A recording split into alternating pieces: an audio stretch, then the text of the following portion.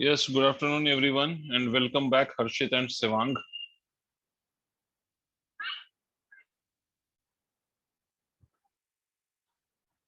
तो कौन मुझे बताएगा कि आफ्टरनून हमने लास्ट डे क्या करा है लास्ट?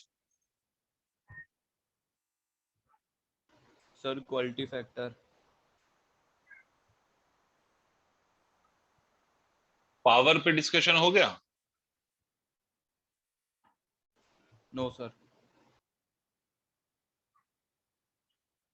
यानी पावर इन एसी सर्किट में डिस्कशन नहीं हुआ, तो क्वालिटी फैक्टर हमने कैसे किया? Sir resonance curve and quality factor आपने करवाया था। अच्छा अच्छा, क्वालिटी फैक्टर करा था। उस पे did we solve any numerical problems on that? No sir. अच्छा, अभी उस पे क्वेश्चन भी नहीं करे हमने, न्यूमेरिकल्स भी नहीं करे हैं। अच्छा रे भाई, यस चलिए सर, बहुत बढ़िया। तो सर, क्वालिटी डाउट फैक्टर पे, था। हाँ बताइए। सर चैट में भेज। भेज दीजिए। सर भेज चलो, दिया। भेज दिया। कहाँ पर भेजा? चैट में सर मेरे को नहीं दिखाई एनसीईआरटी दे रहा। एक्सरसाइज 7.13। NCERT exercise 7.13 and 7.21। एक मिनट रुको, let me find that.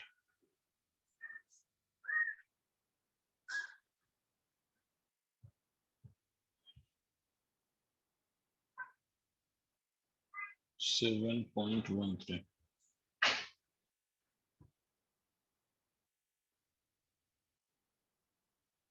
7.13 question कहता है कि coil of inductance 0.50 henry and resistance इतना connected to a 240 volt AC supply 50 hertz. तो भाई आपसे कहता है कि इंडक्टेंस की वैल्यू गिवन है, मतलब एल की वैल्यू गिवन है। एल की वैल्यू इज 0.50 हेनरी और आपका जो रेजिस्टेंस है that is equal to 100 ohm. Voltage की वैल्यू आपको गिवन है 240 and frequency which is linear frequency of course. Sir आपको कैसा पता लीनियर फ्रीक्वेंसी है? क्योंकि इसकी यूनिट हर्ट्ज है और हर्ट्ज जो होती है वो लीनियर फ्रीक्वेंसी की यूनिट होती है। एंगुलर फ्रीक्वेंसी की यूनिट रेडियन पर सेकंड होती है। ओके, तो इसमें पूछ क्या रहा है आपसे? आपसे पूछ रहा है what is the maximum current in the coil. Coil में मैक्सिमम करंट कितना होगा? पहला पॉइंट तो उसने ये पूछा है।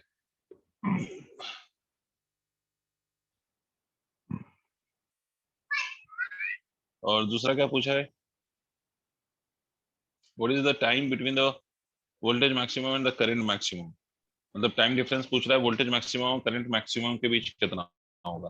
तो पहली बात तो आप ये समझिए कि when they are asking about the maximum current, तो first of all what you have to understand is कि जो भी वोल्टेज की वैल्यू या करंट की वैल्यू, मैंने बार बार कहा है कि जो करंट या वोल्टेज आपको गिवन रहेगा सर्किट में, that will only be the RMS value. ठीक है, आपको अगर याद हो तो ये आरएमएस वैल्यू है, it is not the maximum value. तो आपको करंट पूछ रहा है मैक्सिमम, तो करंट मैक्सिमम का मतलब ये होगा कि सर आपका वोल्टेज मैक्सिमम होना चाहिए डिवाइडेड बाय क्वाइल में कह रहा है, तो क्वाइल का मतलब हो गया inductive reactance. Inductive reactance will be equal to XL. तो यहाँ पर दो चीज आपको चाहिए, one is maximum value of voltage and another is maximum inductive reactance. Maximum value of voltage कैसे लिखेंगे? तो आपने एक चीज पढ़ा था, अगर आपको याद हो, कि V R M S can be written as equal to V nought by root. तो वी नॉट की वैल्यू क्या लिखोगे आप? √2 times of V R M S. तो वी नॉट की वैल्यू कितनी हो जाएगी? √2 times of V R M S. V R M S आपको गिवन है 240, तो ये आ गया आपका वी नॉट। अब आपको करंट निकालना है, तो करंट की वैल्यू के लिए एक्सेल और चाहिए आपको, तो एक्सेल की वैल्यू क्या हो जाएगी? एक्सेल की वैल्यू होती है omega L, but because omega is not given तो इसको आप लिखेंगे 2 pi f into L. This is the relation between angular frequency and linear frequency. तो ये आ जाएगा 2 into pi into frequency is 50 hertz, मतलब 100 टाइम्स ऑफ पाई। ठीक है, ये 100 टाइम्स ऑफ पाई आ जाएगा। एल यस की वैल्यू भी गिवन है, सॉरी मैंने एल की वैल्यू सब्स्टिट्यूट नहीं करा, माय मिस्टेक। तो 0.50 ये आपका इंडक्टिव रिएक्टेंस आ गया। Once you have got the value of inductive reactance and you have got the value of maximum value of voltage, बस कुछ नहीं करो, वी नॉट बाई एक्सेल कर दो। ये एक्सेल कैलकुलेट कर लेना, उसको यहाँ सब्स्टिट्यूट कर देना, तो आपको करंट मिल जाएगा। ठीक है सर, कर लोगे? Yes sir. अब दूसरा आपसे कहता है कि दूसरा पार्ट जो इस क्वेश्चन का कहता है what is the time lag between the voltage maximum voltage and maximum current. इसमें मैक्सिमम वोल्टेज और मैक्सिमम करंट के बीच में टाइम लैग कितना होगा। तो हम एक बात जानते हैं कि हम वोल्टेज को ऐसे भी लिख सकते हैं, ठीक है, कैसे लिख सकते हैं, तो we have written the voltage as V naught sine omega t, अगर आपको याद हो तो। Yes sir. और V naught times of sine of omega T. और आप करंट अगर आप लिखेंगे तो करंट को मैं लिख देता हूँ, current is equal to I naught times of sine of omega t plus of five. मतलब I am assuming the phase difference to be as five. ठीक है, फाइव हम फेज डिफरेंस अज्यूम कर रहे हैं।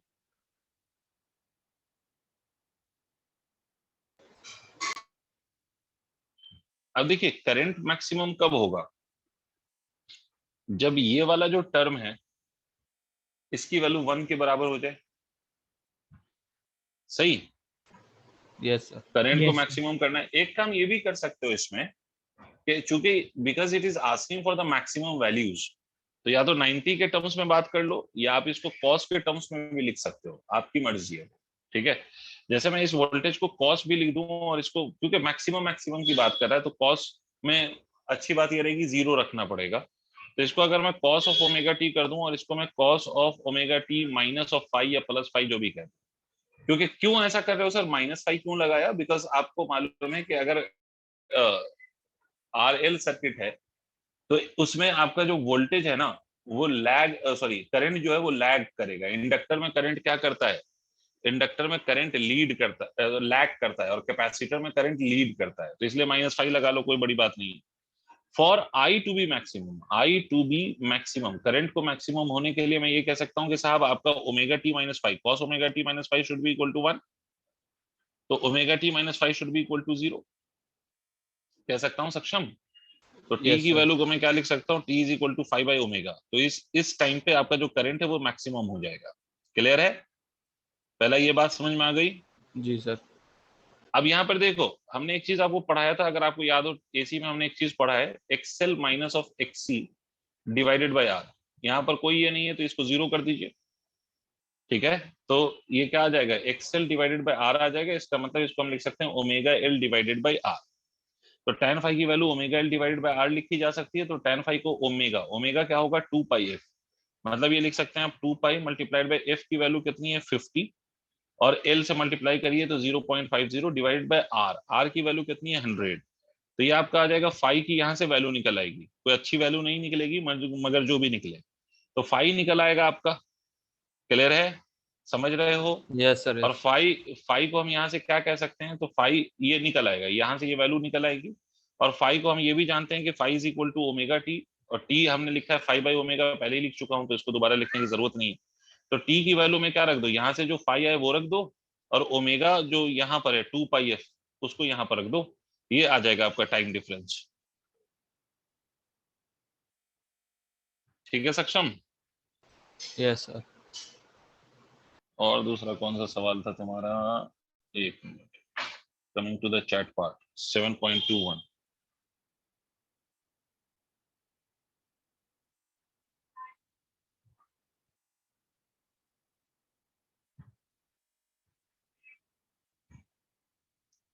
चलो ये तो क्वालिटी फैक्टर वगैरह पे बेस्ड है, तो ये क्वेश्चन तो अभी हमने करा ही नहीं है।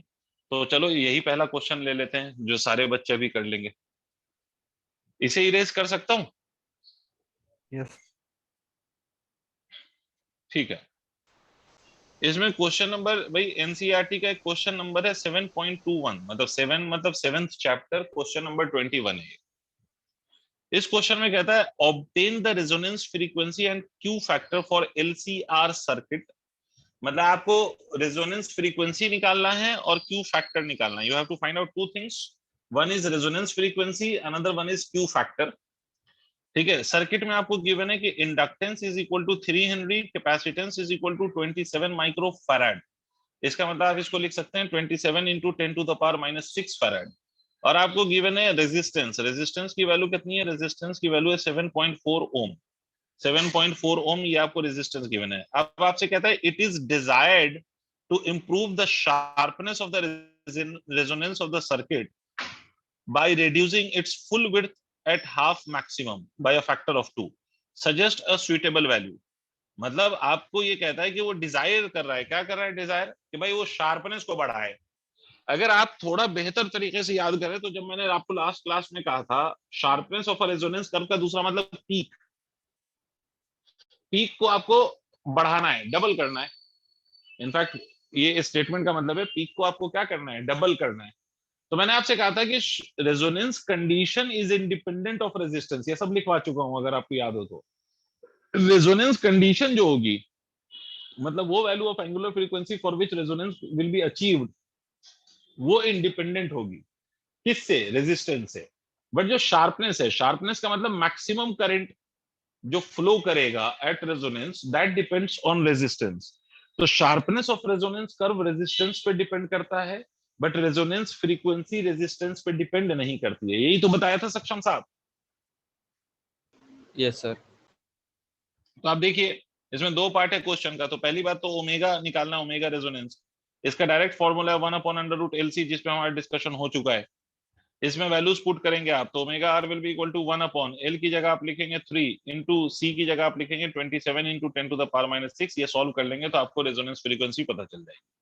अब क्यू फैक्टर भी पूछा आपसे, तो क्यू फैक्टर आपको मैंने एक फॉर्मूला ये भी बताया था कि Q factor can be written as either the voltage across the inductor divided by resistance या voltage across the capacitor divided by resistance.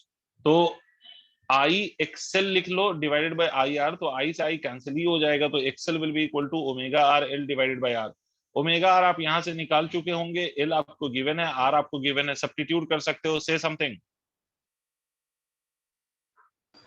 Yes sir. अब लास्ट पार्ट आपसे क्या कहता है, लास्ट पार्ट आपसे कहता है कि भाई हमें शार्पनेस को डबल करना है। तो मैंने बोला है ना कि शार्पनेस, रेजिस्टेंस जितना बढ़ेगा, शार्पनेस का मतलब ये होता है, देखो ये ऐसे होता है, ये इसका शार्पनेस मतलब कितना पीक है, कितना ज्यादा पीक है। पीक डिपेंड करेगा कितना मैक्सिमम करंट फ्लो कर रहा है। तो अगर इसके शार्पनेस को हमें डबल करना है तो डोंट यू थिंक कि रेजिस्टेंस को हमें हाफ कर लेना चाहिए। रेजिस्टेंस हाफ होगा तो शार्पनेस डबल हो जाएगा। रेजिस्टेंस बढ़ता है तो शार्पनेस घटता है, रेजिस्टेंस घटता है तो शार्पनेस बढ़ता है। तो हमें क्या करना है, to make the sharpness double, to make sharpness double, हमें कुछ नहीं करना। रेजिस्टेंस जितना टाइम्स आपको बढ़ाना है शार्पनेस, उतना टाइम्स रेजिस्टेंस को कम कर दीजिए। तो जो भी रेजिस्टेंस आपको गिवन है, रेजिस्टेंस कितना गिवन है 7.4, डिवाइड कर दीजिए 2 से, मतलब 3.7 ohm will be the value of resistance. This will be the suitable way to increase the sharpness.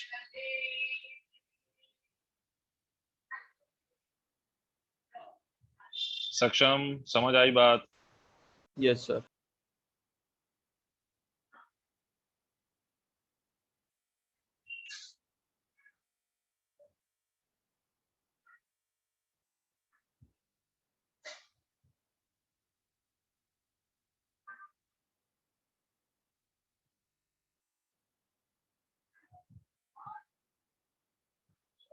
Erase करूं, आगे बढ़े? Yes sir. भाई एक बात सब याद रखें कि शार्पनेस में हमेशा इस बात को याद रखना कि शार्पनेस रेजिस्टेंस पे डिपेंड करता है। रेजिस्टेंस बढ़ेगा तो शार्पनेस घटेगा, मतलब कर्व ज्यादा फ्लैट हो जाएगा। और रेजिस्टेंस घटेगा तो शार्पनेस बढ़ेगा, मतलब पीक बढ़ेगी, है ना। कर्व का शार्पनेस मतलब पॉइंट बढ़ेगा, पॉइंटेड पीक जो है ना वो बढ़ेगा। एक क्वेश्चन छोटा सा कर लो, उसके बाद फिर फर्दर हम पावर वगैरह पे बात करते हैं, जरा थोड़ी जल्दी आज थोड़ा, ताकि आपका आगे बढ़े मामला। तो आपसे क्वेश्चन में कहता है in a series LCR circuit the resonance frequency is 800 hertz. Resonance frequency आपको गिवन है 800 हर्ट्ज। भाई सारे बच्चे सुन लें कि जब भी यूनिट आपको हर्ट्ज गिवन हो तो इसका मतलब होगा कि they are talking about the linear frequency. अगर वही unit radian per second given हो तो इसका मतलब होगा कि they are talking about the angular frequency. तो रेजोनेंस फ्रीक्वेंसी आपको गिवन है, आपसे कहता था half power points are obtained at frequency 745 and 855 hertz. ठीक है। Calculate the Q factor of the circuit, also calculate the bandwidth. देखिए आपको ये हाफ पावर फैक्टर लिखा है, बट बिकॉज अभी आपने पावर पढ़ा नहीं है तो इसलिए रिलेट नहीं कर पाओगे। तो मैं आपको इसको ऐसे लिख देता हूं कि 1/√2 of maximum current is obtained at frequencies 745 and 855 hertz. Calculate bandwidth and Q factor. जल्दी से आंसर बताइए तो देखूं कितनों को समझ में आती है बात।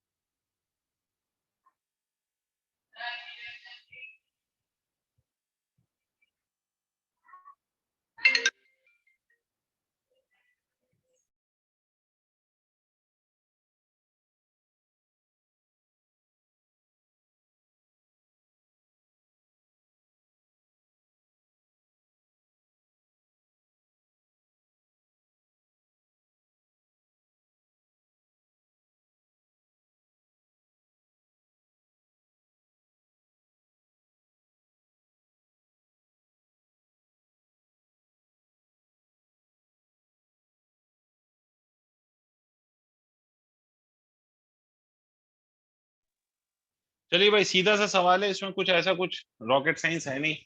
आपको मालूम है, अगर आपको याद हो बैंडविड्थ आपको पता है, bandwidth was the difference of the two frequencies on either side of the resonance frequency. तो यहाँ पर जो बैंडविड्थ होगा वो क्या होगा, तो बैंडविड्थ की वैल्यू लिखी जाएगी f2 माइनस ऑफ f1। समझ रहे हैं? अच्छा, इसमें दो चीज आपसे पूछा, बैंडविड्थ और क्वालिटी फैक्टर। क्वालिटी फैक्टर क्या होगा, क्वालिटी फैक्टर की अगर हम वैल्यू लिखें तो क्वालिटी फैक्टर आपने पढ़ा था omega R divided by omega 1, I took it on the right side, minus of omega 2। तो देखो जो ज्यादा होगा उसमें से कम वाले को सबट्रैक्ट करना। तो रेजोनेंस फ्रीक्वेंसी में मतलब यहाँ पर आप लिखेंगे 2 पाई एफ आर और यहाँ आप लिखेंगे 2 pi f one minus of 2 pi f two, यही तो करेंगे आप।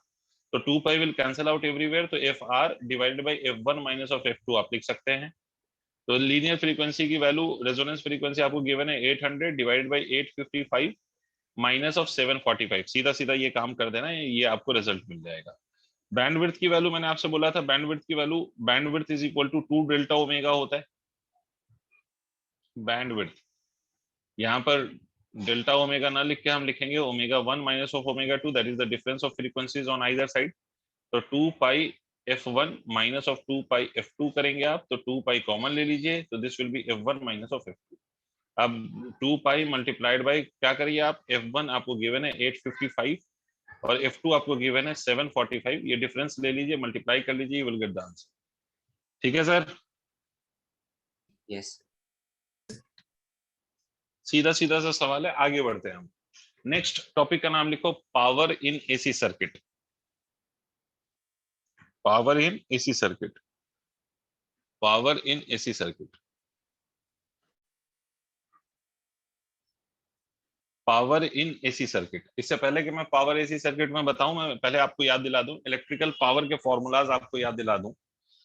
देखो बेटा, पावर का बेसिक मतलब क्या होता है, ये नोट नहीं करना, सिर्फ सुनना। अगर नोट भी करना हो तो कहीं साइड में कर लेना, कि पावर का बेसिक मतलब होता है work done divided by time.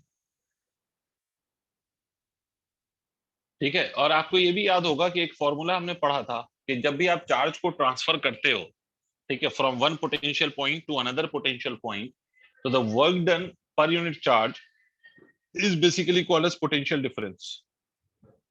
याद है? मतलब वर्क डन को हम Q इंटू V लिख सकते हैं। Do you remember that? ये एक्चुअली में पोटेंशियल डिफरेंस होता है। अगर किसी एक पॉइंट पे आप पोटेंशियल की वैल्यू 0 ले लेंगे तो ये आप इसको सिंपली V लिख सकते हैं।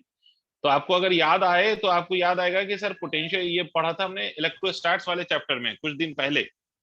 तो आपने ये पढ़ा था कि बेटा जब भी आप किसी भी चार्ज को एक पोटेंशियल पॉइंट से दूसरे पोटेंशियल पॉइंट में पे ले जाएंगे तो you will have to do work, and that work done per unit charge in taking it from one potential point to another will be called as work done per unit charge will be called as potential difference, या work done को हम ऐसे लिख सकते हैं, तो हम यहाँ से पावर को ऐसे भी लिख सकते हैं कि भाई Q into delta V divided by time, और Q बाई टी को अगर मैं एक साथ कर दूं मल्टीप्लाइड बाई डेल्टा वी कर दूं, तो इसको मैं ऐसे भी लिख सकता हूं कि power will be written as equal to delta V potential difference multiplied by current. तो this is one of the formula for power. दूसरा, और पावर को आप कैसे लिख सकते हैं, तो पावर को आप ऐसे भी लिख सकते हैं कि delta V according to Ohm's law हमें मालूम है कि एज डेल्टा वी बराबर होता है I R, if you remember that. तो पावर को हम ऐसे भी लिख सकते हैं आई आर इंटू आई, तो this will become equal to I square multiplied by R. इसी को मैं एक तरीके से और भी लिख सकता हूं कि भाई पावर को ऐसे भी लिख सका जा सकता है कि आई को हम क्या लिख सकते हैं, तो आई को we can write it as delta V divided by R, तो मैं इसको ऐसे भी लिख सकता हूं delta V multiplied by delta V divided by R, which can be also written as delta V का स्क्वायर या सिंपली वी का स्क्वायर डिवाइडेड बाय आर। तो these are few formulas for electrical power. अगर आपका current DC है, तो DC में हमें मालूम है कि DC is a constant current. If the current is DC, तो undoubtedly DC कैसा करंट होगा, तो DC will be a constant current। और अगर करंट कांस्टेंट है और डीसी में वोल्टेज भी कांस्टेंट होता है, तो because current is constant, voltage is constant, both being constant, तो power will also be constant. इसका मतलब है कि अगर पहले 1 सेकंड में, इन फर्स्ट 1 सेकंड, अगर पावर का कंजम्पशन हुआ है 10 वॉट का, तो नेक्स्ट 1 सेकंड में भी पावर का कंजम्पशन 10 वॉट का ही होगा। और इनफैक्ट आप ये भी कह सकते हो कि इन एवरी 1 सेकंड और in every equal intervals of time the power consumed will also B equal. भाई अगर टाइम को इक्वल कर दें तो पावर कंजम्पशन भी इक्वली होगा, ये सीधी सी बात है। This is what we have already dealt with in the DC circuit, in the case of DC, क्योंकि डीसी में करंट भी कांस्टेंट होता है और वोल्टेज भी कांस्टेंट होता है। बट बेटा when you talk about the AC, तो एसी के केस में हमें मालूम है कि एसी सोर्स या एसी का जो वोल्टेज है, एसी वोल्टेज, उसकी भी वैल्यू टाइम के साथ चेंज होती है और करंट की वैल्यू भी टाइम के साथ चेंज होती है। एक बात तो ये है। दूसरी बात ये है बेटा कि किसी भी एसी सर्किट में करंट और वोल्टेज सेम फेज में होगा, it is not necessary. Current और वोल्टेज सेम फेज में हो भी सकता है और नहीं भी हो सकता है। तो अगर मैं किसी भी इंस्टेंट पे करंट और वोल्टेज को मल्टीप्लाई करूंगा तो वो इंस्टेंटेनियस पावर तो देगा, but that will not provide you the average power of the net power. DC के केस में सर ऐसी बात क्यों नहीं की गई, क्योंकि डीसी के केस में चाहे आप एवरेज पावर कैलकुलेट कीजिए या इंस्टेंटेनियस पावर कैलकुलेट कीजिए, the result was same, because current was constant, voltage was constant, तो चाहे इंस्टेंटेनियस पावर हो या एवरेज पावर हो, वो हमेशा सेम आएगा। बट एसी के केस में इंस्टेंटेनियस पावर और एवरेज पावर की वैल्यू सेम नहीं आएगी। समझ में आई बात? इन द केस ऑफ एसी। तो हम क्या करेंगे सर, हमें यहाँ पर पावर कैलकुलेट करने के लिए we'll have to use integration. तो पहले मैं बताऊं आपको कि कैसे लिखना है। तो देखिए एसी के केस में मान लीजिए कि आपका जो वोल्टेज है at any time is given as E naught times of sine of omega T, और मैं मान लेता हूं कि जो आपका करंट है, तो ऑब्वियसली देयर मे और may not be phase difference. हमें मालूम है कि डिफरेंट सर्किट में, डिफरेंट एसी की सर्किट में फेज डिफरेंस होता भी है, नहीं भी होता है। तो according to that I can be written as equal to I naught times of sine of omega t plus of phi. एक जनरल हम फेज डिफरेंस की वैल्यू फाई अज्यूम कर रहे हैं, ठीक है, विच मे बी जीरो और may not be zero depending on which circuit we are talking about. ठीक है, तो यहाँ पर आपका इंस्टेंटेनियस पावर कितना लिखेंगे आप? Why are you writing it as instantaneous? The reason is very obvious. Instantaneous हम इसलिए लिख रहे हैं सर क्योंकि ये जो पावर है वो कंटिन्यूअसली चेंज होगा विद द टाइम, है ना, क्योंकि वोल्टेज भी चेंज हो रहा है और करंट भी चेंज हो रहा है। तो इंस्टेंटेनियस पावर को आप लिख सकते हैं E naught I naught times of sine of omega t into times of sine of omega t plus phi. Is it clear? Tell me yes or no. Yes. ठीक है, तो इसको हम फर्दर, चूंकि आप मैथ्स वाले बच्चे हैं तो आपको, मुझे उम्मीद है कि आप लोगों को जल्दी समझ में आएगी चीजें। ठीक है, तो चलो इस बात को समझने की कोशिश करते हैं। तो यहाँ पर ई नॉट आई नॉट, क्योंकि बेटा ये कर क्यों रहा हूँ उसको मैं पहले ही बता दूं कि किसी बच्चे के मन में आए कि भाई ये कर क्यों रहा है एक्सपैंड एक्सपैंड। तो मैं पहले ही आपको एक बात बता दूं कि ये इसलिए कर रहा हूँ क्योंकि ultimately I will have to integrate to get the average value of power. Sir why do you want to integrate this? क्योंकि मैंने आपसे बोला था कि जब भी आपको कोई भी ऐसी वैल्यू हो विच चेंजेस विद टाइम, तो to find the average value you just do the integration, है ना, x dt अपॉन dt। तो अल्टीमेटली आपको यहाँ पर भी वही करना है। तो उसको करने के लिए, इंटीग्रेट करने के लिए, पहले मैं इसको सिंप्लीफाई कर लेता हूं ताकि हम लोग इंटीग्रेट कर पाए। तो इसको हम ऐसे लिख सकते हैं साइन ऑफ ओमेगा टी। यहां पर हम इसको कितना लिख सकते हैं, sine of omega t cos of phi, सही जा रहा हूं देख लीजिएगा, plus cos of omega t sine of phi, सही है। Yes sir. Yes sir. Further इसको आप ऐसे भी लिख सकते हैं E naught I naught sine omega t से मल्टीप्लाई कीजिए, तो this will become equal to sine square omega t cos of phi plus of sine of omega t cos of omega t sine of phi. इस पूरी quantity को let me multiply and divide by 2। मैं साथ साथ इसको 2 से multiply और 2 से डिवाइड कर रहा हूँ। आई होप आप लोग समझ जाएंगे। 2 से मल्टीप्लाई करने पर this term will become 2 sine square omega times of cos of phi plus of twice of sine of omega t cos of omega t sine of phi, लिख सकता हूँ, ठीक है, divided by 2। Is it clear? Yes sir. Yes sir. Yes. Can anybody tell me कि why did I multiply with 2? क्या फायदा होगा इससे? Sin 2 omega t. E naught I naught divided by 2. What can we write this term as? 2 sin square omega t को कैसे लिख सकते हैं? cos 2 थीटा वाला फॉर्मूला याद करो।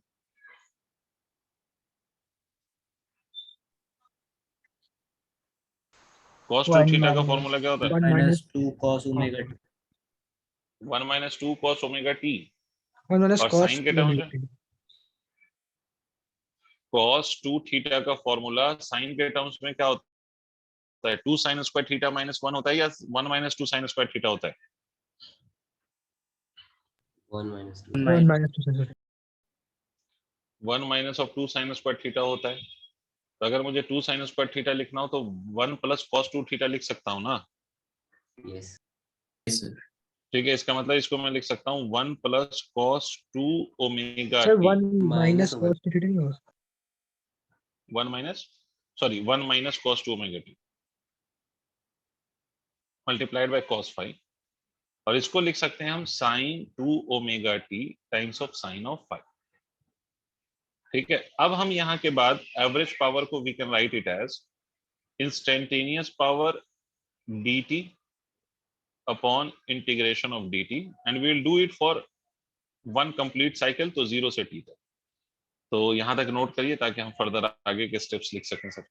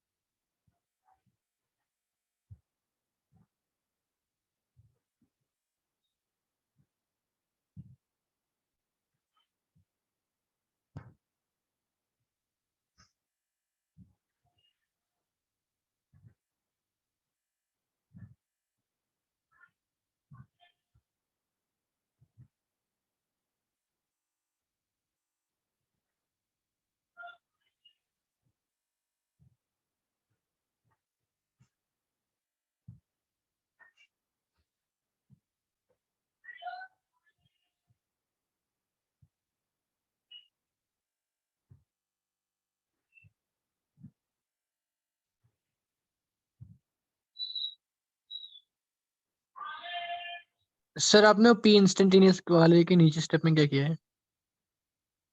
p इंस्टेंटेनियस वाले के नीचे के स्टेप में सिर्फ सिंप्लीफिकेशन किया है। मतलब sin a प्लस b का क्या फॉर्मूला होता है? sin a cos b plus cos a sin b। वही लिखा है बेटा।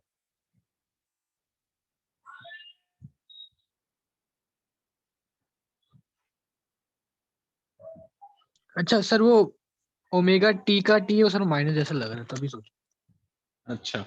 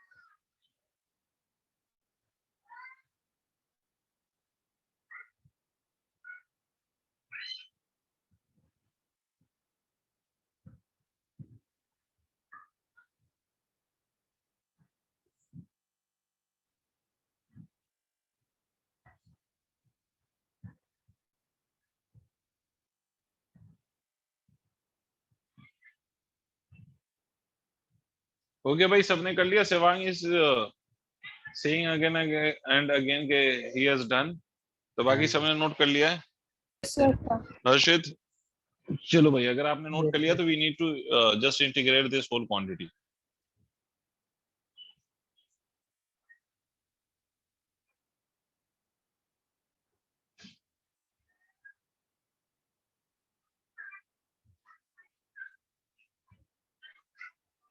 अब देखो, इसमें इंटीग्रेशन हम करेंगे तो आपको एक बात तो समझ में आ गई होगी कि डिनोमिनेटर का इंटीग्रेशन डायरेक्टली टी लिख दूं तो मैं थोड़ा सा जल्दी करने की कोशिश करूंगा।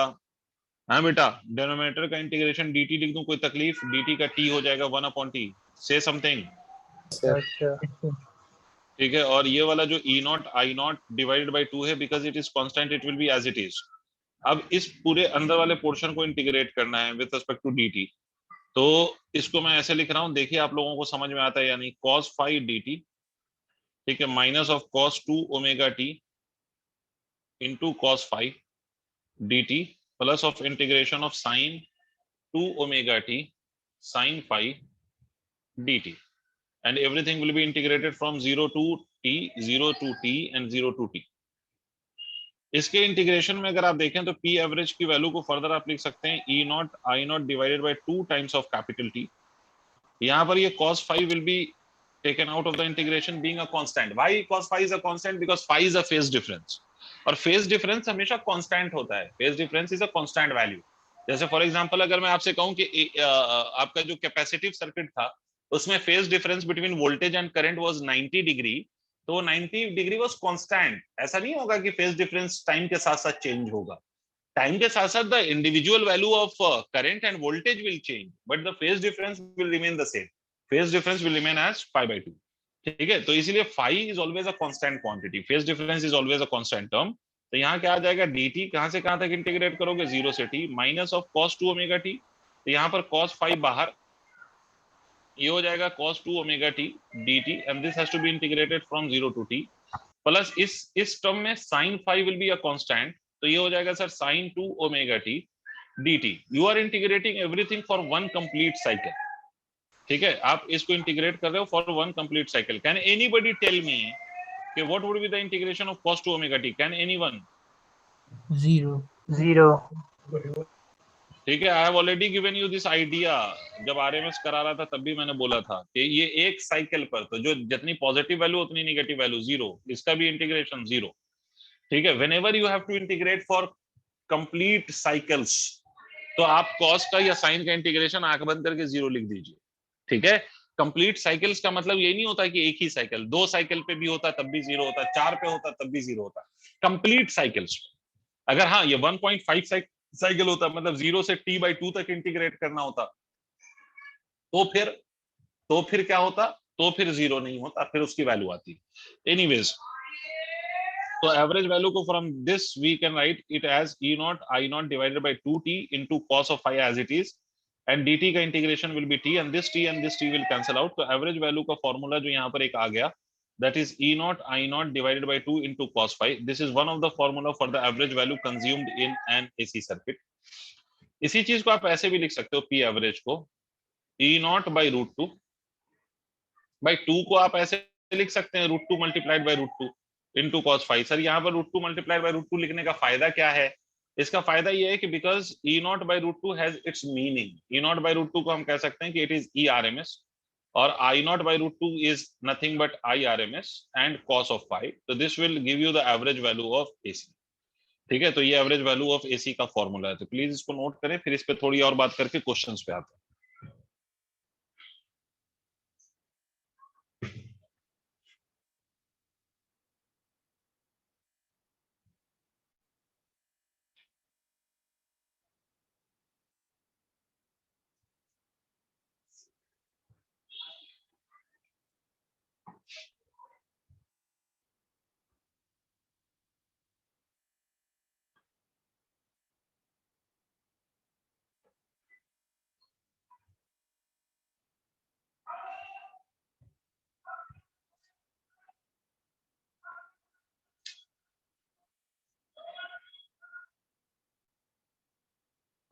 Done sir.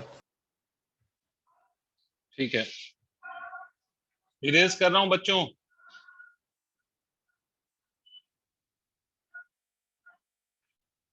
Yes sir.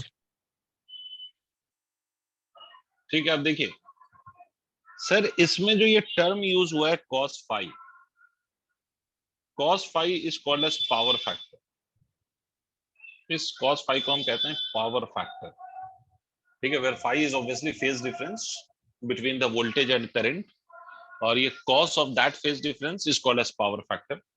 अगर आपको इंपीडेंस ट्रायंगल याद हो जो मैंने आपको बताया था, मैंने आपसे कहा था ये R ले लो, ये XL माइनस ऑफ XC ले लो, तो ये इंपीडेंस होगा, और ये वाला जो होगा this angle will be called as phi, which will represent you the phase difference between the voltage and current. इसमें अगर आप cos phi लिखेंगे, if you write the cos value of cos of phi, तो cos of phi को आप ऐसे भी लिख सकते हैं R डिवाइडेड बाय इंपीडेंस। याद रखिएगा इसको, ये भी यूज हो जाता है क्वेश्चंस में। cos phi is nothing but R divided by the impedance is known as cos phi। अब देखिए किस सर्किट में कितना पावर कंज्यूम होगा, एवरेज वैल्यू ऑफ पावर कितना ज्यादा कंज्यूम होगा या कितना कम कंज्यूम होगा, that will be decided by power factor.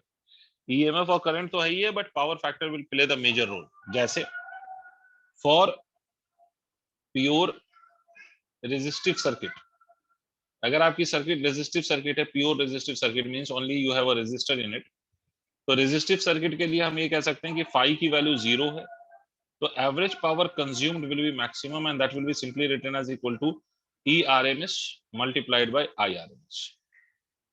लेकिन अगर मान लीजिए कि for pure inductive and capacitive circuit, because दोनों केस में वही सेम कहानी है, तो फेज डिफरेंस कैपेसिटिव सर्किट, आपको मालूम है फेज डिफरेंस पाई बाय 2 होता है, आइदर लीड करे पाई बाय 2 से या लैग करे पाई बाय 2 से, मगर होता पाई बाय 2। तो इस केस में अगर एवरेज पावर कंज्यूम्ड निकालेंगे तो वो 0 होगा। अब इसका ये मतलब नहीं है कि पावर कंज्यूम ही नहीं हो रहा इस सर्किट में, ये मतलब नहीं है बेटा। इसका मतलब है कि average value of the power which will be consumed will be 0। तो ऑन एन एवरेज, ये बात वैसे ही है जैसे हम एवरेज वैल्यू ऑफ एसी निकालें फॉर अ कंप्लीट साइकिल, तो वो 0 आती है। इसका ये मतलब थोड़ी है कि एसी फ्लो ही नहीं कर रहा, एसी तो फ्लो कर रहा है सर, उसकी इंस्टेंटेनियस वैल्यू 0 नहीं है, नॉन 0 है, बट एसी तो फ्लो कर रहा है। उसी तरह से यहाँ पर क्या कहेंगे आप, यहाँ पर आप सिंपली कहेंगे कि भाई एवरेज वैल्यू और average power consumed by inductor और capacitor will be 0, but it doesn't mean कि इंस्टेंटेनियस वैल्यू भी 0 है। एवरेज वैल्यू 0 है, इंस्टेंटेनियस वैल्यू 0 नहीं है। समझ में आ गई बात? लिख लिया भाई बच्चों? Yes sir. Yes, sir. ठीक है, तो चलो सर, ये तो हो गया पावर की कहानी। इसकी कहानी के फिर आगे हम बात करेंगे, बट उससे पहले कुछ क्वेश्चंस कर लें, फिर पावर की कहानी से आगे बात करेंगे। तो इसको मैं इरेज कर रहा सर हूँ। हाँ जी। सर ये मतलब इंस्टेंटेनियस जीरो नहीं है तो ये एवरेज जीरो है सर, मतलब जैसे कंज्यूम कर रहा है तो कुछ उसका अपोजिट भी कर रहा होगा जिसकी वजह से एवरेज जीरो आ रही है। जाहिर सी बात है, जब करंट पॉजिटिव है तो पावर पॉजिटिव साइड पे है, निगेटिव है तो निगेटिव साइड पे है, तो इसका मतलब ऑन एन एवरेज जो दोनों का सम है वो 0। ठीक है, जिस तरह से करंट पॉजिटिव और निगेटिव हो रही है, तो इसी तरह से आपका यहाँ पर भी जो वो वैल्यूज हैं due to this phase difference, वो एक दूसरे को कैंसिल भी कर रहे हैं। क्योंकि आपको मालूम है कि जब फेज डिफरेंस आप लेते हैं एसी, और ये जो आप लेते थे क्या कहते हैं, पाई बाय 2 का डिफरेंस, ये ऐसा आता था ना, तो ये पोर्शन पॉजिटिव, ये पोर्शन निगेटिव, तो ये कैंसिल भी तो कर सकता है। सर मतलब यही कहेंगे ना कि पावर कंज्यूम हो रही है और दूसरी जगह से पावर रिलीज हो रही है जिसकी वजह से नहीं, रिलीज सॉरी विलीज नहीं हो रही है, एनर्जी हो सॉरी रही है कंज्यूम, हो रही है कंज्यूम ही। एनर्जी एनर्जी भी यूटिलाइज ही हो रही है, पावर कंज्यूम ही हो रहा है। ठीक है, जैसे हम ये कहते हैं ना कि भाई एसी करंट अगर फ्लो कर रहा है तो पॉजिटिव और निगेटिव, इसका ये मतलब थोड़ी हो जाता है कि एसी अगर फ्लो कर रहा है तो एक तरफ से फ्लो करके दूसरी तरफ निकल जाएगा, निगेटिव हो रहा है, तो ये मतलब नहीं बनता ना। उसी तरह से पावर कंज्यूम हो रहा है, but due to its equation या due to its mathematical value, ये पावर का जो कंजम्पशन है मैथमेटिकली स्टैटिस्टिकली वो एवरेज वैल्यू 0 आ रही है। ओके सर समझ गए। चलिए सर, इस पे सवाल पे आते हैं। First question was asked in CBSE 2000 मतलब 1994। क्वेश्चन वाज लाइक दिस कि आपको ईएमएफ की value was given as 200 sin 200 sin of 300t। This was the value of EMF और आपसे बोला कि is applied across a resistor of resistance 10 ohm and an inductor, inductor है इसमें of 800 millihenry, remember there is no capacitor in this. आपसे क्या क्या पूछा है क्वेश्चन में, आपसे पूछा है इम्पीडेंस की वैल्यू बताओ, what would be the value of impedance. दूसरा पार्ट आपसे पूछता है peak value of current, peak value of current, this is the second part, and the last part they are asking is power factor of circuit. अब बताइए, will you try और should I solve? We'll try. We'll try, sir. Okay, just go on.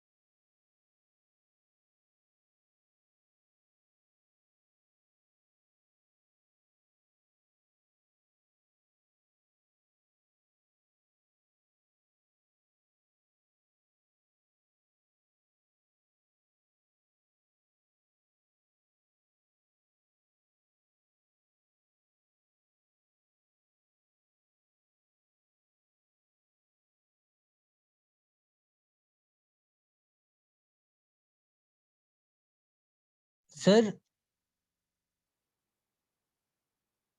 Ji sir. Sir जो वो P average 0 था उसका ये reason हो सकता है कि जो ये इंसुलेटर सॉरी ये जो रेजिस्टर और जो ये क्या कहते हैं इंडक्टर थे ये आइडियल नहीं होते हैं और उसकी वजह से जो एनर्जी लॉस होती है वो दोनों का नहीं सम नहीं मिल नहीं नहीं, बिल्कुल नहीं, बिल्कुल नहीं, बिल्कुल नहीं, बिल्कुल नहीं, क्योंकि जब आपको मैंने जीरो बोला तो मैंने प्योर इंडक्टिव बोला ना, तो इंडक्टर के वो एनर्जी के लॉस की वजह से वो जीरो नहीं है, मतलब पावर कंज्यूम हो रहा है, पावर जो है वो कंज्यूम हो रहा है। ये बात अगर ऐसी है तो फिर एक बात बताओ कि करंट की एवरेज वैल्यू जीरो होने का एक साइकिल पे क्या मतलब समझते हो? इसका क्या मतलब है कि जो करंट पहले साइकिल में फ्लो हुआ दूसरे साइकिल में उसका लॉस हो गया? No sir. हर्षित, तो जिस तरह से उसको भी स्टैटिस्टिकली ही हम समझ सकते हैं, वैसे ही एवरेज पावर के कंजम्पशन के जीरो को भी स्टैटिस्टिकली हम समझ सकते हैं कि भाई आधे में पॉजिटिव है आधे में नेगेटिव है, इसलिए जीरो हो रहा है। इसका बिल्कुल ये मतलब नहीं है कि वो आधे साइकिल में एनर्जी जितनी आएगी वो दूसरे साइकिल में उतनी एनर्जी का लॉस हो जाएगा, ये सब कोई मतलब इसका नहीं। ये सिर्फ एक मैथमेटिकल प्रोसेस के अनुसार ये जीरो हो रहा है। फिजिकल मतलब अगर तुम्हें समझना है तो फिजिकल मतलब बस इतना याद रखो कि पावर कंज्यूम हो रहा है, समझे? यस सर, लेकिन अगर सिर्फ कंज्यूम ही हो रहा है तो साइन सेम ही नहीं रहना चाहिए क्या? नेगेटिव की तो बात ही नहीं चाहिए।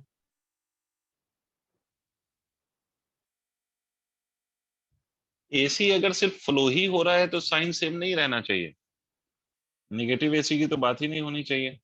सर बट डायरेक्शन चेंज हो रहा है ना एसी में, तो उसकी वजह से नेगेटिव आ रहा है, लेकिन पावर सिर्फ तो कंज्यूम ही हो रही है। इंडक्टर में भी जो करंट फ्लो करेगा मेरे दोस्त उसकी भी डायरेक्शन चेंज होगी ना, कि पावर कैसे चेंज होगी? तुम ये देख, यहां से करंट फ्लो हुआ, करंट इंक्रीज होगा, करंट की ये डायरेक्शन है, तो according to the Lenz law it will oppose the flow of current.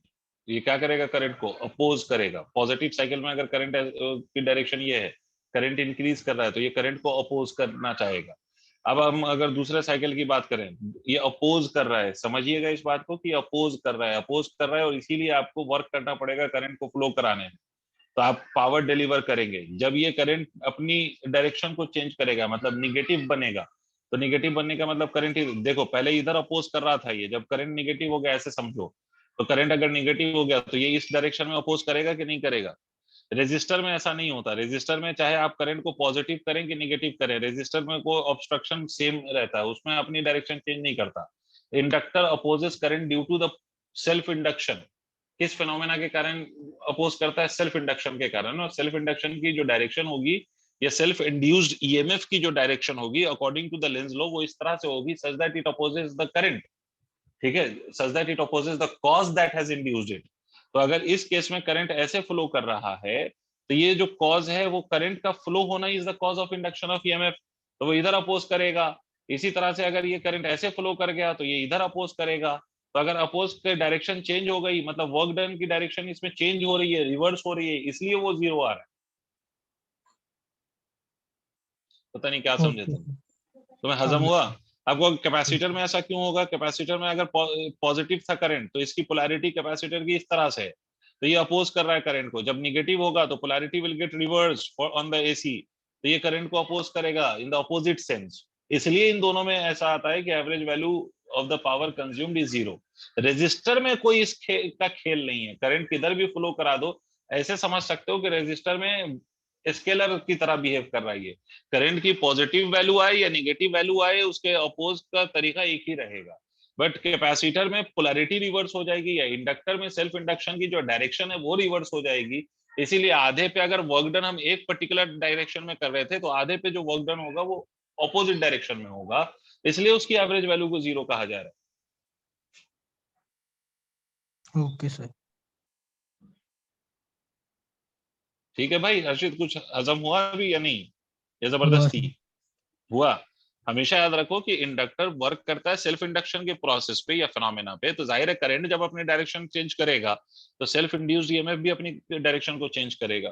Capacitor में भी वही ऐसा ही कुछ होता है, जब करंट अपनी डायरेक्शन को चेंज करेगा तो कैपेसिटर अपनी पोलैरिटी को चेंज करेगा। इसीलिए कैपेसिटर आधे पोलैरिटी पे जिस तरह से चार्ज होगा आधे पोलैरिटी पे उसका ऑपोजिटली चार्ज होगा। इसीलिए कैपेसिटर कभी भी कंप्लीटली चार्ज नहीं होता है। डीसी पे कैपेसिटर कंप्लीटली चार्ज होता है क्योंकि करंट की डायरेक्शन सेम रहती है, बट एसी पे कैपेसिटर कंप्लीटली चार्ज नहीं होता। आधे में अगर वो पॉजिटिवली एक तरफ से चार्ज हो रहा है मतलब लेफ्ट वाला प्लेट पॉजिटिव है राइट वाला नेगेटिव है, तो आधे साइकिल पे उल्टा हो जाएगा, जो पॉजिटिव था वो नेगेटिव हो जाएगा और जो नेगेटिव था वो पॉजिटिव हो जाएगा। ठीक है हर्षित, इसीलिए यहाँ पर एवरेज पावर कंज्यूम को पॉजिटिव और नेगेटिव लेके जीरो आ रहा है। खैर okay, I have got the answer from खासपेल, बट यहाँ पर बात समझे सब। मुझे एक बात बता सकते हो, seeing this equation can anybody tell me कि what is the value of omega? 300। obviously बात है omega is equal to 300 because the standard equation of the voltage is given as E is equal to E naught times of sine of omega t। तो standard equation के साथ इसको अगर हम compare करें तो undoubtedly this will be equal to 300। तो omega की वैल्यू, ओके मानस ने भी आंसर भेजा, चलो मानस देखते हैं। तो ओमेगा की वैल्यू हो गई 300। ओमेगा हमें क्यों चाहिए था सर ओमेगा? उसका रीजन है, ओमेगा हमें पता होगा तभी हम इंडक्टिव रिएक्टेंस कैलकुलेट कर पाएंगे। तो एक्सएल की वैल्यू क्या हो जाएगी? एक्सएल की वैल्यू हो जाएगी ओमेगा, एक्सएल की वैल्यू हो जाएगी ओमेगा एल। ठीक है, एक्सएल की वैल्यू क्या हो गई? Omega L. हमने पढ़ा है ये बात, ठीक है। और ओमेगा की वैल्यू है 300, एल की वैल्यू 800 मिली हेनरी। तो 800 into 10 to the power minus of 3 लिखना पड़ेगा आपको, because you have to convert it into henry. तो ये आप लिख सकते हैं 24 multiplied by 10 to the power 4 multiplied by 10 to the power minus 3। इसको आप ऐसे भी लिख सकते हैं कि 240। This will be your inductive reactance. अब इंपीडेंस क्या लिखेंगे? तो अगर आप याद करिए पूरा एलसीआर सर्किट होता है तो इंपीडेंस आप लिखते हैं R square plus of XL minus of XC का होल स्क्वायर।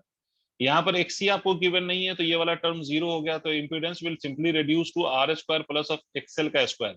याद रखो कि अगर आपको कोई वाला मतलब कैपेसिटर नहीं गिवन है तो एक्ससी जीरो कर लेना इस फॉर्मूले में, और अगर इंडक्टर नहीं गिवन है तो एक्सएल को जीरो कर लेना इसी फॉर्मूले में। उसके लिए अलग से फॉर्मूला रखने की कोई जरूरत नहीं है। तो इस वैल्यू को आप क्या लिखेंगे? इस वैल्यू को आप लिखेंगे डायरेक्टली कितना सर? इस वैल्यू को आप लिखेंगे R square which is given as 10 का स्क्वायर, और ये कितना हो जाएगा? प्लस ऑफ 240 का स्क्वायर।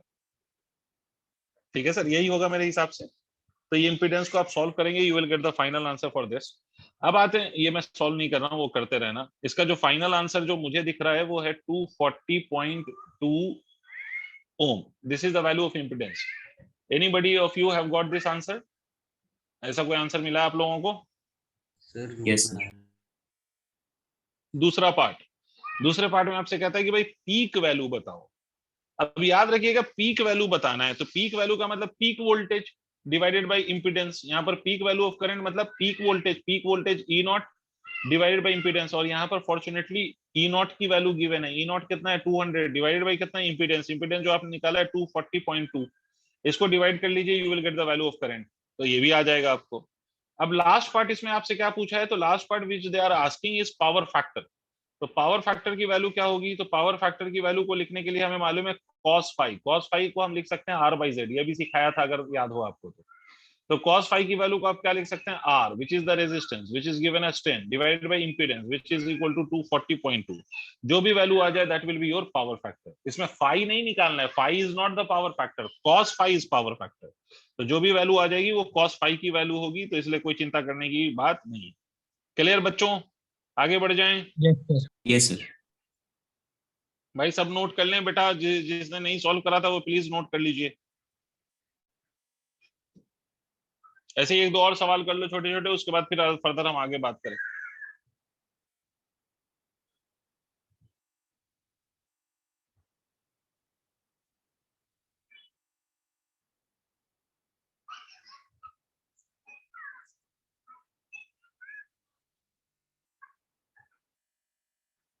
सबने नोट कर लिया? ये दो तीन बच्चे जो बोल रहे हैं उसके अलावा से मैं पूछ रहा हूँ, Asiya note. Yes sir. Yes sir. Please बोल दिया करो, कम से कम इतना तो बोल दिया करो ना आप लोग। चलिए सर आगे क्वेश्चंस पे एक दो और क्वेश्चन कर लो ताकि थोड़ी प्रैक्टिस हो जाए, फिर फर्दर हम एलसी ऑसिलेशन पे बात करेंगे। तो देखिए सर, आपसे कहता है कि एक 200 volt variable frequency AC source है, 200 वोल्ट वेरिएबल फ्रीक्वेंसी मतलब है इसकी फ्रीक्वेंसी आप वेरी कर सकते हो, variable frequency AC source, frequency AC source, variable frequency AC source is connected in series. इसको हमने कनेक्ट कर रखा है, is connected in series, connected in series. किसके साथ सीरीज में कनेक्ट कर रखा है, अक्रॉस एन इंडक्टर। उसमें मैं डायरेक्ट वैल्यू लिखूंगा, पूरा सेंटेंस कौन लिखे, 5 henry, capacitor 80 microfarad and resistance is equal to 40 Om.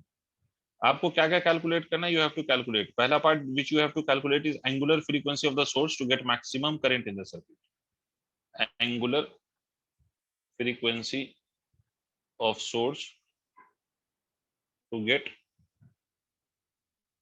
Maximum current in circuit. Circuit में मैक्सिमम करंट फ्लो करे उसके लिए what will be the value of angular frequency.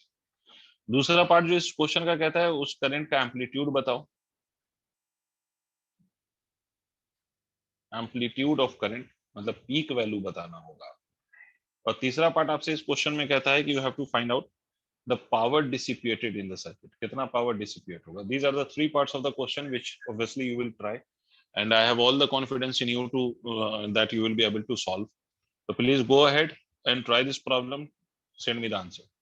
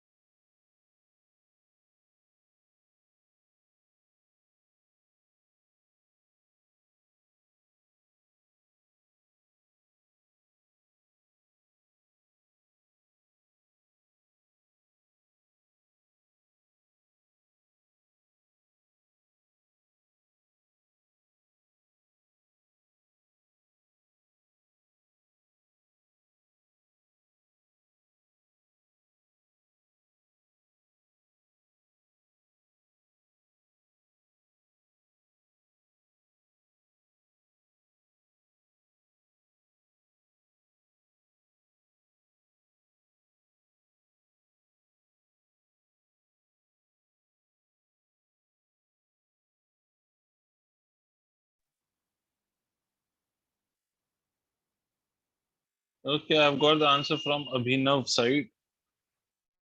अभिनव का आंसर आया है, चलो देखते हैं. Sir first of all 50 radian per second. Manas has also sent the answer. Good Manas. चलो देखते हैं, मुझे भी नहीं पता कि what will be the final answer, but let me solve. कि सर आपसे कहता है angular frequency of source to get the maximum current. तो जब आपसे ये कहा गया है कि एंगुलर फ्रीक्वेंसी आपको बताना है so that you get the maximum current, इसका मतलब ये हो गया sir they are talking about the resonance value of the frequency. They are talking about the resonance value of the frequency. क्योंकि आपको मालूम है सर, आपको ये एलसीआर सर्किट है और एलसीआर सर्किट में करंट की वैल्यू मैक्सिमम पॉसिबल वैल्यू तभी होगी जब आपका सर्किट रेजोनेट करेगा. तो they are asking about the resonance value of frequency.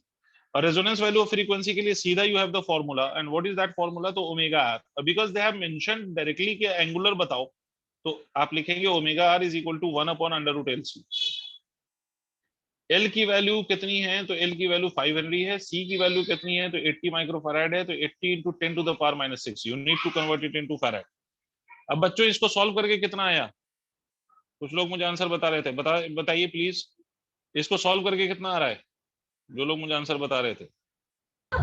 50 radian. 50 radian per second. 50 radian per second. Very good. 50 radian per second will be the final answer. तो पहला part खत्म. अब दूसरे पार्ट में हमें कहता है कि एम्पलीट्यूड ऑफ करंट. तो कोई बड़ा रॉकेट साइंस नहीं है, करंट का मैक्सिमम वैल्यू बताना है. तो हमें मालूम है बिकॉज हमसे कह रहा है एम्पलीट्यूड ऑफ करंट मतलब मैक्सिमम वैल्यू ऑफ करंट. और आपको याद होगा कि इन the case of resonance when the LCR circuit resonates, तो उसमें जो मैक्सिमम करंट है वो सिर्फ और सिर्फ किस पे डिपेंड करता है? तो that simply depends on the resistance.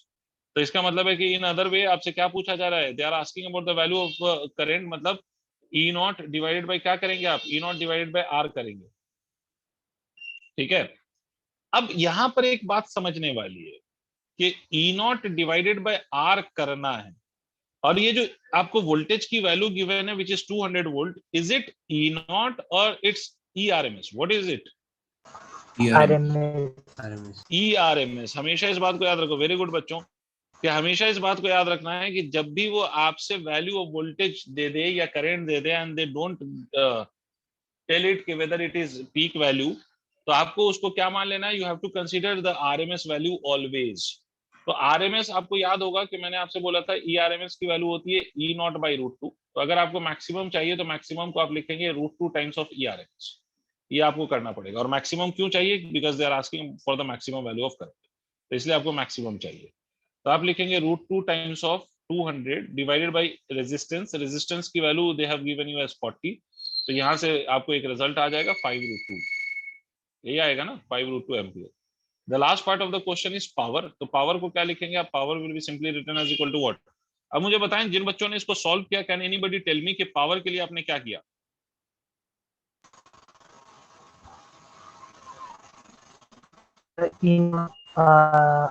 E naught, I naught और पावर को ई नॉट आई नॉट नहीं लिखना. ई नॉट आई नॉट सिर्फ लिख के क्या किया? 200 E naught I naught by 2 नहीं, मतलब what formula are you using to get the value of power? That is what I am asking. EV square bar. भाई पावर का फॉर्मूला सीधा सीधा E R M S I R M S cos five. अब देखो ये इस circuit में आपको ये रेजोनेट कर रही है circuit, and because the circuit is resonating, तो इसका मतलब तो ये हो गया कि सर फाई की वैल्यू क्या होगी? तो फाई की वैल्यू 0 होगी. आप क्वेश्चन ये पूछ सकते हो कि क्यों 0 होगी? क्योंकि देखिए सर, फिर से मैं रिपीट कर रहा हूँ कि जब भी सर्किट रेजोनेट करने लगे तो circuit starts behaving like resistive circuit. तो रेजिस्टिव सर्किट में फेज डिफरेंस क्या होता है करंट और वोल्टेज के बीच का? तो फेज डिफरेंस 0 होता है. तो आप सिंपली क्या लिखेंगे उसको? तो सिंपली आप इस cos फाई की वैल्यू को क्या लिखेंगे? 1. E R M S I R M S है, तो इसको आप ऐसे भी लिख सकते हैं ई आर एम एस का स्क्वायर डिवाइडेड बाय आर भी तो लिख सकते हैं आप. कैसे लिखा ये आपने? आई आर एम एस को मैं ऐसे लिख सकता हूँ, ध्यान से देखो, आई आर एम एस को मैं लिख सकता हूँ E R M S divided by resistance. तो इसलिए मैंने E R M S as it is रहने दिया, आई आर एम एस को मैंने E R M S divided by resistance कर दिया. तो E R M S divided by resistance कर दूंगा तो ये E square R M S divided by resistance हो जाएगा. और ये स्क्वायर आर एम एस आपको मतलब 200 का square divided by resistance which is 40. समझ में आई बात आप लोगों को? Yes sir. ठीक है, one more question and then we'll change the topic, then we'll start discussing the next topic, but before that one more question to be solved. भाई जिन लोगों से नहीं हुआ प्लीज इसको नोट करें, और जो लोग एकदम ना बोलने की कसम खा के बैठते हैं वो प्लीज देख लें कि उन्हें क्या समझ में आ रहा है क्या नहीं आ रहा है। If there is anything which they don't understand तो प्लीज पूछा करो, है ना। यहाँ पर मतलब इस तरह से नहीं बैठा करो कि बस बैठ गए। तो अगर आपको कुछ नहीं समझ में आ रहा है तो माइक है आपके पास, please unmute that mike and please ask your questions, अगर आपको कोई ऐसी चीज है जो नहीं समझ में आई हो तो। सर ये पावर की यूनिट यहाँ वॉट ही होगी ना?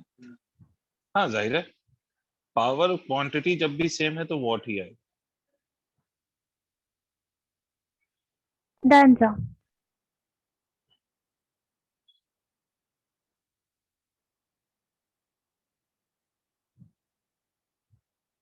Okay, we'll solve one more question.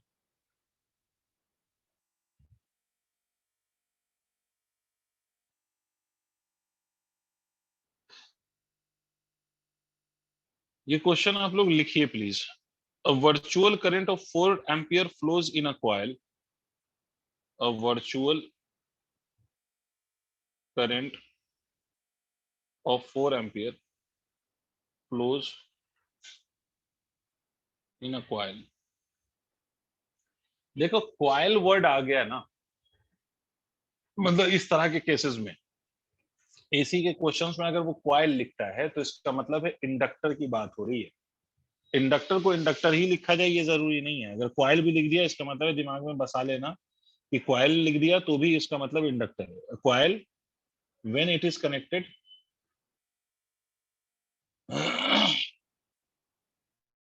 when it is connected across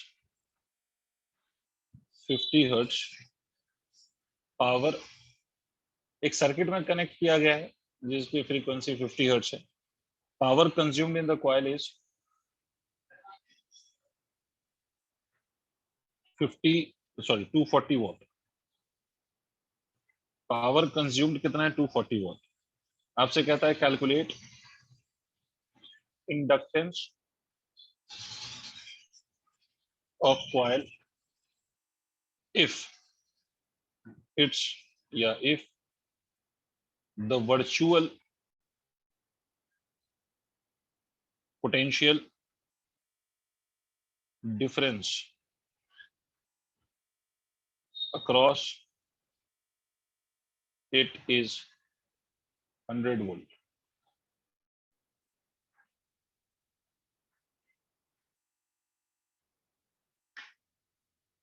sir यहाँ वर्चुअल करंट का मतलब क्या हुआ? बिल्कुल सही सवाल, बस इसी पे इस क्वेश्चन का पूरा खेल है। आपको मैंने जब नाम बताया था आरएमएस का तो इफेक्टिव वैल्यू भी बोला था उसको, उसी आरएमएस को वर्चुअल वैल्यू भी बोला जाता है। तो याद रखिए आरएमएस वैल्यू ऑफ वोल्टेज या आरएमएस वैल्यू ऑफ करंट को आप दोनों नाम दे सकते हैं, वर्चुअल वैल्यू भी, वर्चुअल वैल्यू ऑफ वोल्टेज भी, और वर्चुअल वैल्यू ऑफ, बोलिए, वर्चुअल वैल्यू ऑफ करंट भी। समझ में आई बात? तो वर्चुअल जब भी वर्ड आ जाए इसका मतलब है they are talking about the RMS, root mean square value दे रखा है। इसका मतलब क्या है? इस क्वेश्चन में आपसे कहता है कि I RMS of this circuit is equal to 4 ampere. आपसे कह रहा है frequency is equal to 50 hertz. The V RMS value of the voltage is equal to कितना गिवन है? 100 वोल्ट। पावर की वैल्यू कितनी गिवन है? पावर की value 240 volt. These are the things that is given in the question. अब देखो sir, जब भी कोई भी सर्किट होगी, अब आपसे कहता है virtual current of 4 ampere flows in a coil when it is connected in a circuit having alternating current of frequency 50 hertz.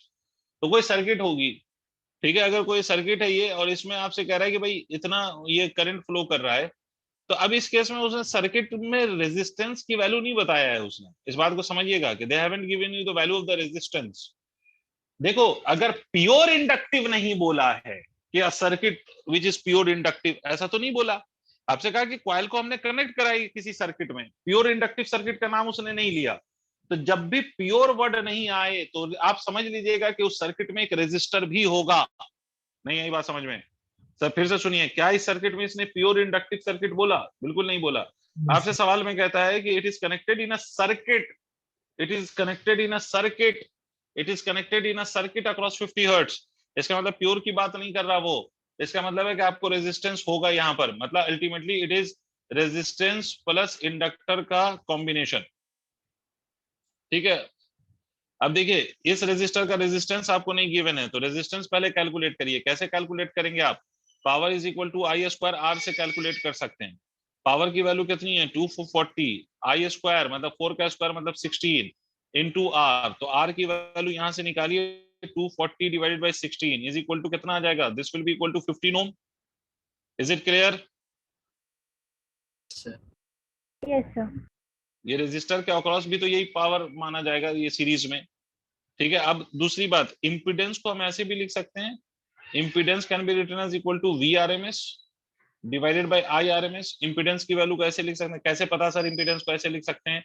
अगर मुझे मान लो कि आई आर एम एस लिखना हो, current in the circuit I R M S will be equal to कितना? तो V R M S divided by impedance लिख सकते हैं ना। तो इंपीडेंस की जगह हम क्या लिख सकते हैं? V R M S divided by I R M S. नहीं समझ में आए तो प्लीज पूछिए। वी आर एम एस की वैल्यू कितनी है? 100 दे रखा है आपको, ये देखिए 100 वोल्ट दे रखा है। IRMS कितना है? 4। तो इंपीडेंस की वैल्यू कितनी हो गई? 25 ओम। You have got the value of resistance, you have got the value of impedance. What you are supposed to calculate is the value of inductance.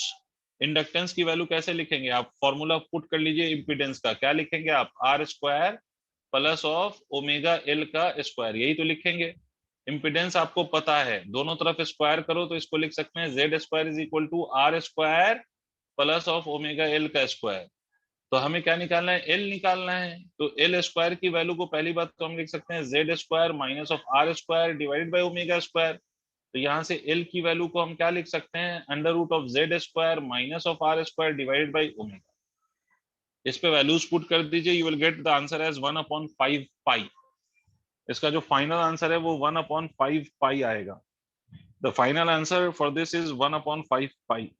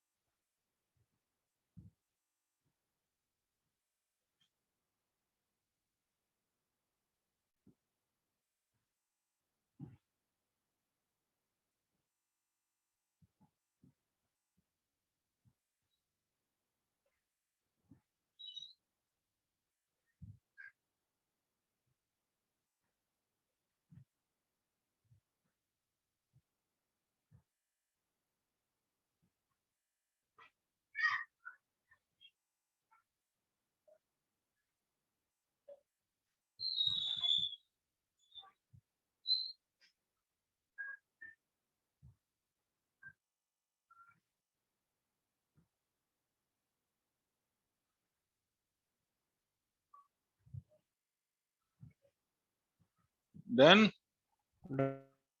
Yes, sir. आगे बात करें।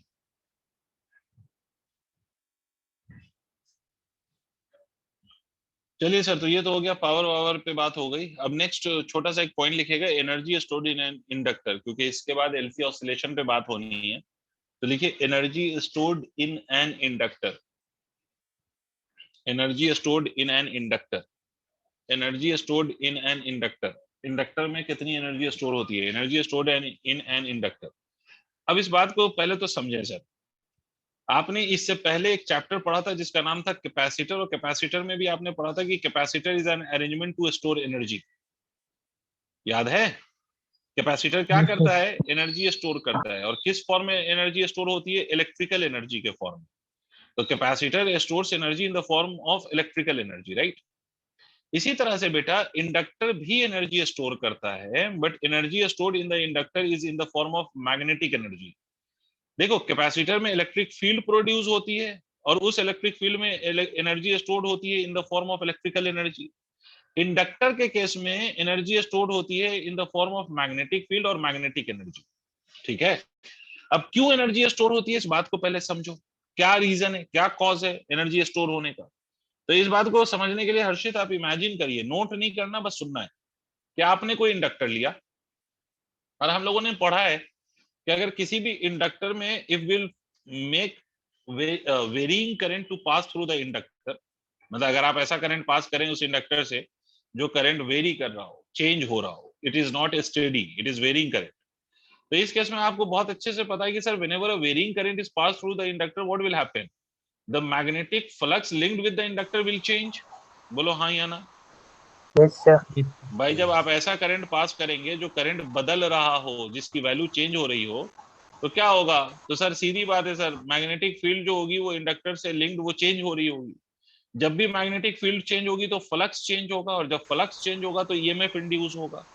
अब यहाँ पर एक बात और समझिए सर, ये जो ईएमएफ इंड्यूस होता है according to the Lenz law, आप लोगों ने पढ़ा है कि the EMF that induces in such a way such that it opposes the cause that has induced it, मतलब जिस कॉज ने उसको इंड्यूस किया उसी कॉज को अपोज करता है। इसका मतलब कि आपको एक लॉजिकली एक बात समझ में आ रही होगी कि इस इंडक्टर में जो ईएमएफ इंड्यूस होगा वो इस तरह से इंड्यूस होगा ताकि वो इसी करंट को अपोज कर सके, मतलब there is an obstruction to the flow of this alternating current through the inductor, और यही ऑब्स्ट्रक्शन तो आपने पढ़ा था कि इसको हम इंडक्टिव रिएक्टेंस कहते हैं, याद करिए, यही इसी ऑब्स्ट्रक्शन का नाम तो इंडक्टिव रिएक्टेंस था।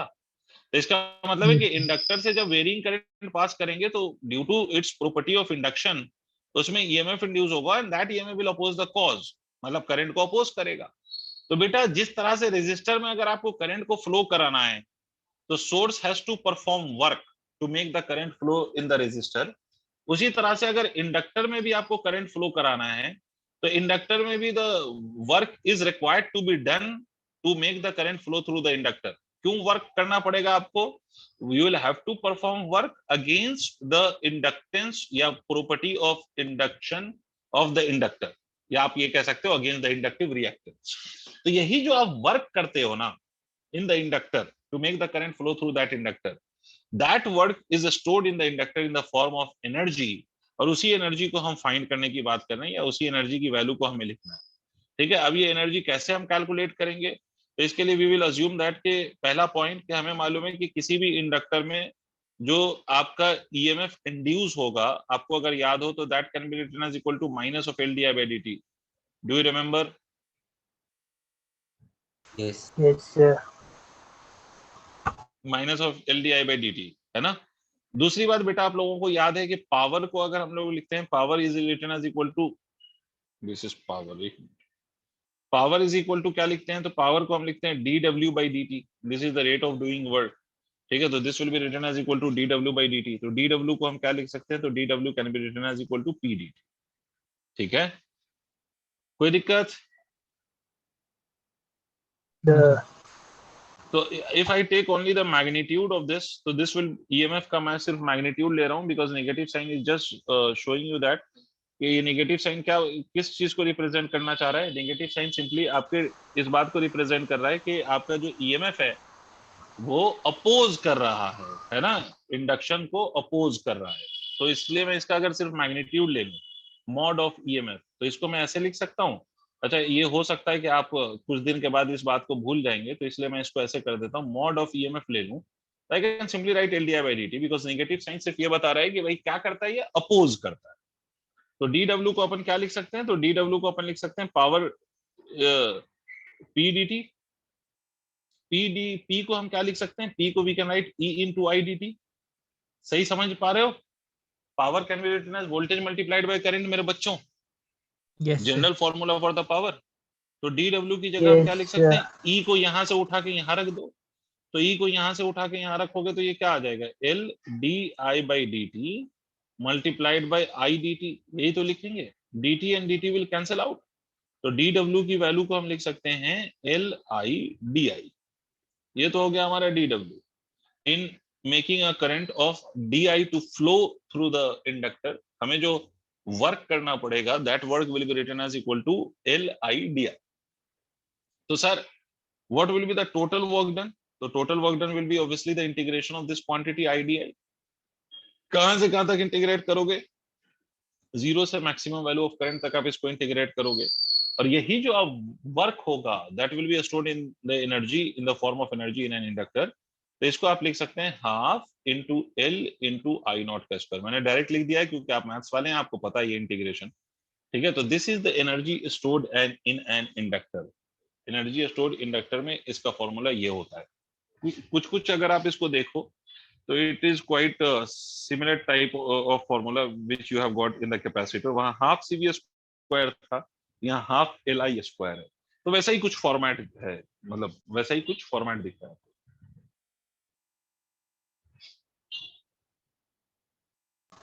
then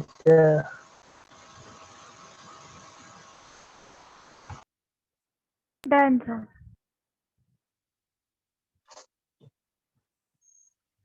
सर हम इसे सिर्फ पावर के थ्रू ही प्रूव कर सकते हैं या फिर किसी और क्वांटिटी के थ्रू भी? नहीं, कोई और क्वांटिटी के थ्रू नहीं आ पाएगा, क्योंकि ultimately you need to calculate the work done. जो भी वर्क है वही आपकी एनर्जी के फॉर्म में स्टोर होगा, ठीक है। तो अल्टीमेटली आपको वर्क कैलकुलेट करना, और वर्क यहाँ पर फोर्स इनटू डिस्प्लेसमेंट से तो नहीं कैलकुलेट हो सकता, यस सर। है ना। तो ऐसे ही करते हैं। ओके, अब इसके बाद नेक्स्ट टॉपिक देखिए, एलसी ऑसिलेशन। एल कैपिटल, सी capital, L dash C, LC oscillation.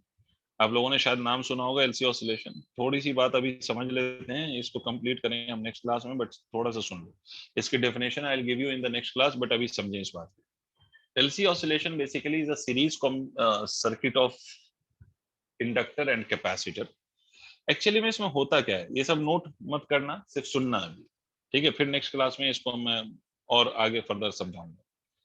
इसमें एक कैपेसिटर होता है और एक इंडक्टर होता है, और यहाँ पर मान लीजिए आपने एक स्विच लगा रखा है, इस पे ये पॉजिटिव चार्ज है और इस पर ये नेगेटिव चार्ज है। मान लेते हैं ये कैपेसिटर है जिसका कैपेसिटेंस C है, and it is at t equal to 0 this capacitor is completely charged and the inductor has an inductance of it.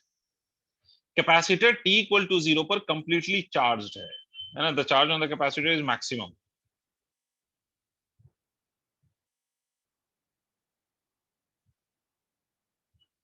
ठीक है, क्लियर हो गई बात।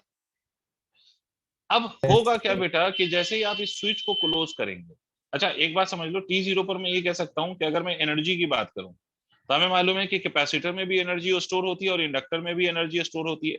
दोनों के फॉर्म्स अलग होते हैं। कैपेसिटर में जो एनर्जी स्टोर होती है वो होती है in the form of electrical energy, और इंडक्टर में जो एनर्जी स्टोर होती है that stores in the form of magnetic energy.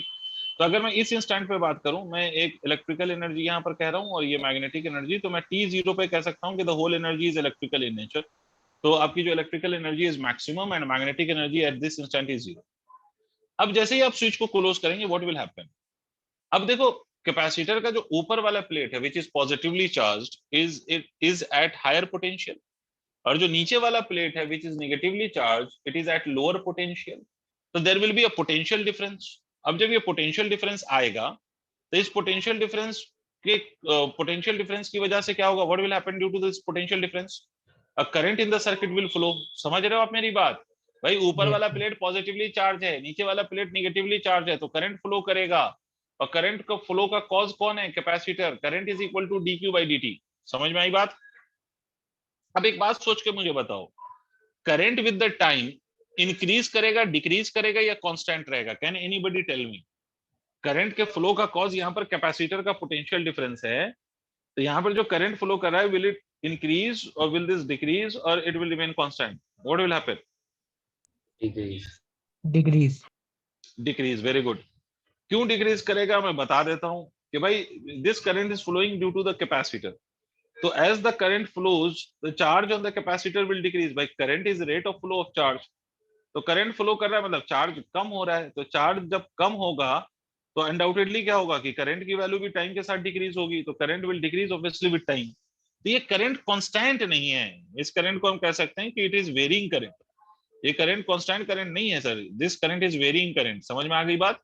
तो because the varying current is passing through this circuit, तो क्या होगा, इंडक्टर में मैग्नेटिक फील्ड की वैल्यू चेंज होगी। भाई करंट वेरी कर रहा है तो मैग्नेटिक फील्ड वेरी करेगी, मैग्नेटिक फील्ड वेरी कर रहा है तो फ्लक्स चेंज होगा, और फ्लक्स चेंज होगा तो इंडक्टर में ईएमएफ इंड्यूस होगा।